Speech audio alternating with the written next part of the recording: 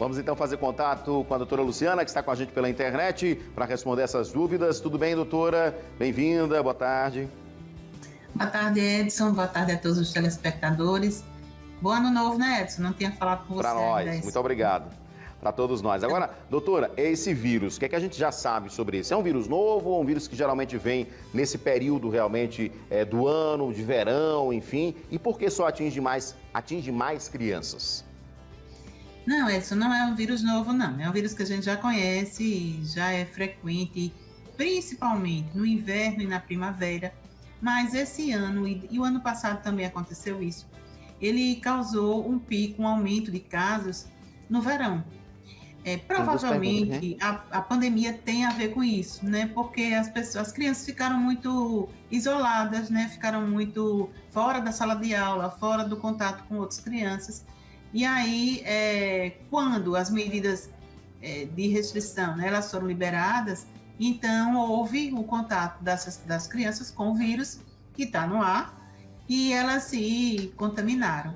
Inclusive, Edson, essa faixa etária que era mais comum até os 2 anos de idade, principalmente em bebês, é uma doença grave em bebês, ela aumentou, extrapolou esses 2 anos e hoje a gente vê crianças maiores também com sintomas. A gente vê, como você falou aí no início, vários hospitais pediátricos informando, né, um aumento de casos por esse chamado vírus sincicial respiratório, também tem uma sigla VSR.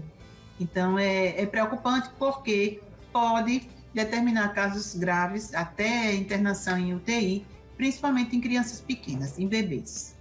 Perfeito. Doutora, a gente tem 2 perguntas, então vamos colocar aqui para a senhora poder esclarecer a quem está nos acompanhando também no nosso Explica Pra Gente de hoje. Maria Aparecida Silva, quais são os sintomas dessa doença? Como posso diferenciar? Porque é algo importante, né, doutora? Porque a gente vem de uma pandemia que ainda convivemos, né, com ela, de alguns sintomas que eram característicos de Covid.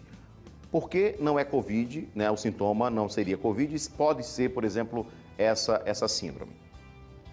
É uma boa pergunta e é difícil de responder, porque os sintomas são muito parecidos, tanto com a gripe como com a Covid, que tem sintomas respiratórios entre os seus sintomas comuns.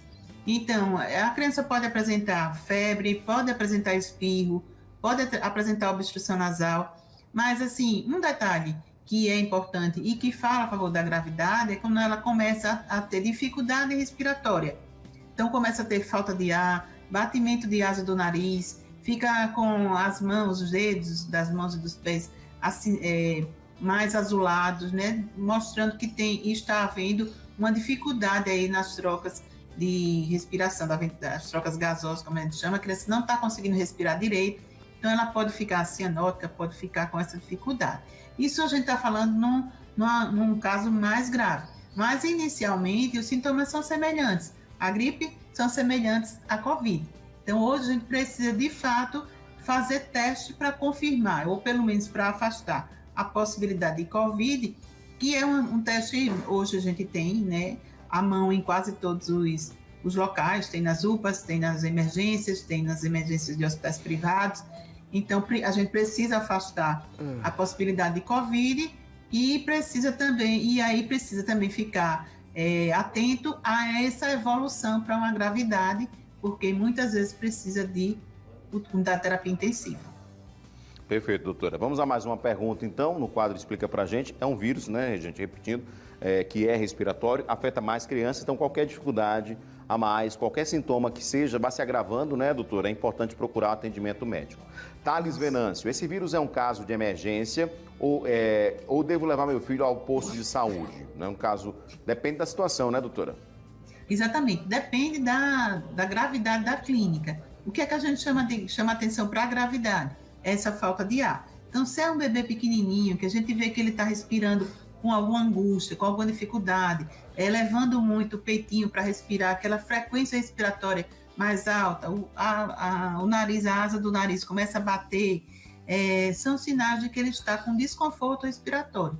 Então, precisa aí ser exatamente uma emergência, precisa levar para uma unidade de emergência. Agora, se ele está com febre, se ele está espirrando, corizando, aí ele pode ser levado ao posto de saúde, O ideal, Edson, é que existe inclusive, um teste que avalia, através de PCR, exatamente como da Covid, avalia se é influenza, se chamam triplex, influenza, Covid e o vírus sincicial respiratório. Mas a gente não tem isso muito fácil, né? Não tem isso no SUS e até alguns serviços privados não tem. O ideal seria esse, o ideal. Mas porque os tratamentos são diferentes. Então, a gente sabe hoje que tem criança pequenininha, que tem esse sofrimento respiratório, tem indicação de usar um antiviral para influenza, para gripe, tem indicação de usar agora um antiviral para... as crianças maiores podem usar o antiviral para a Covid. O tratamento é diferente. Então, por isso que é importante a gente tentar ao máximo isolar, saber qual é aquele agente que está causando esse quadro respiratório. Para o vírus sincicial respiratório, a gente não tem tratamento específico, nem existe vacina.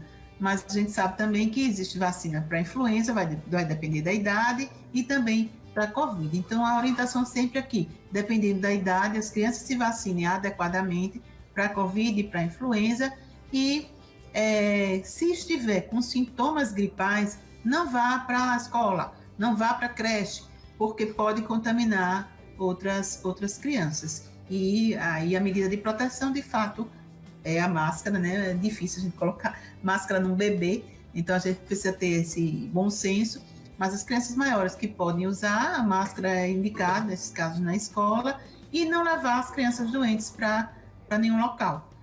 E, nesse caso de agravamento, como eu falei, desses sintomas, procurar diretamente uma emergência, seja uma UPA, seja a emergência do plano de saúde que a pessoa tiver.